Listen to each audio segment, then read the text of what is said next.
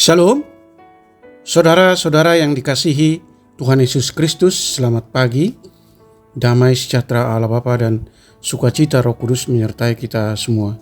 Kiranya kasih dan hikmat yang daripada Tuhan kita Yesus Kristus menyertai dan menolong kita untuk melakukan tugas dan pekerjaan kita masing-masing. Nas renungan buat kita hari ini, Jumat tanggal 8 September 2023 menurut Almanak HKBP adalah diambil dari Kitab Perjanjian Baru, Injil Yohanes pasal 15 ayat 16a. Dikatakan demikian, bukan kamu yang memilih aku, tetapi akulah yang memilih kamu. Demikian firman Tuhan. Tema renungan, Allah telah memilih kita. Saudara yang dikasihi Tuhan Yesus Kristus, pernahkah Anda memikirkan dengan serius bagaimana kita bisa percaya kepada Tuhan dan yakin bahwa pilihan kita itu benar? Bagaimana proses seseorang bisa mengenal Tuhan dan lalu menyembahnya? Sepanjang masa manusia selalu berusaha mencari Tuhan, dan ketika ia mendapatkan sesuatu atau menemukan seseorang, ia merasa bahwa ia telah menemukan Tuhan sehingga ia menyembahnya. Pertanyaan pentingnya adalah, benarkah yang ditemukan itu Tuhan atau Allah yang sesungguhnya? Bagaimana itu bisa diterangkan dan dibuktikan? Bukankah bisa saja seseorang menganggap sesuatu atau seseorang itu Tuhan, padahal bukan? Alkitab menyatakan dengan jelas melalui perkataan Tuhan Yesus bahwa bukan manusia yang memilih Allah, namun Allah lah yang memilih manusia. Saudara yang dikasihi Tuhan Yesus Kristus, sebagai ciptaan Allah yang sudah jatuh ke dalam dosa dan hilang, tidak mungkin manusia menemukan Tuhan. Bukan ciptaan yang mencari dan menemukan Sang Pencipta, tetapi Sang Penciptalah yang mencari dan menemukan ciptaannya yang hilang. Jika demikian, maka sebenarnya kepercayaan atau iman Kristen adalah tanggapan atau penerimaan akan pencarian Allah itu. Sampai kini pun Allah tetap mencari manusia yang hilang, dan berbahagialah mereka yang mau menyerahkan diri kepadanya. Bukannya tanpa maksud jika Tuhan memilih kita. Ia memiliki tujuan yang indah dalam hidup kita, yakni agar hidup kita menghasilkan buah, artinya hidup kita berguna bagi orang lain.